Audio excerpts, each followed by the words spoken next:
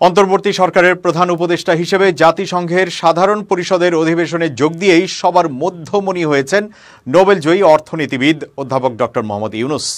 মঙ্গলবার নিউ ইয়র্কে ৭৯তম অধিবেশনে যোগ দিয়ে অধিবেশনের ফাঁকে মার্কিন প্রেসিডেন্ট জো বাইডেনের সঙ্গে বিরল বৈঠকও করেছেন ডক্টর ইউনূস।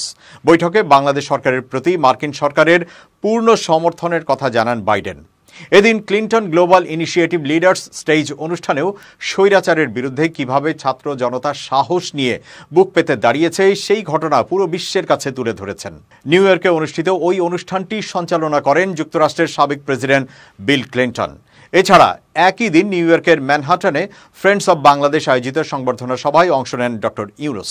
এ সময় মঞ্চে তার সহকারী প্রেস সচিব সুচিস্মিতা তিথি, বিশেষ সহকারী মাহফুজ আলমকে সঙ্গে নিয়ে বক্তব্য দিতে দেখা যায়। মঞ্চে দেখা গেছে বাংলাদেশের আলোচিত আলোকচিত্র শিল্পী, সাংবাদিক ও সমাজকর্মী শহীদুল আলমকেও। সংবর্ধনা সভায় দেওয়া বক্তব্যে স্বৈরাচার সরকারের সময়ের ভয়াবহতাও তুলে ধরেন ডক্টর ইউনূস। সভা শেষে প্রধান উপদেষ্টার সঙ্গে ছবি তোলার হিড়িক পড়ে যায় উপস্থিত সুধী এবং প্রবাসী বাংলাদেশিদের মধ্যে।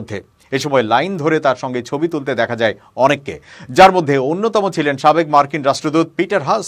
ভাইরাল হওয়া একটি ভিডিওতে দেখা গেছে বাংলাদেশের সাবেক মার্কিন রাষ্ট্রদূত করমর্দন করে ডক্টর ইউনূসকে আলিঙ্গন করে হাসি মুখে ছবি তুলছেন। এ সময় দুজনকে হাস্যোজ্জ্বল ছবি তুলতেও দেখা যায়।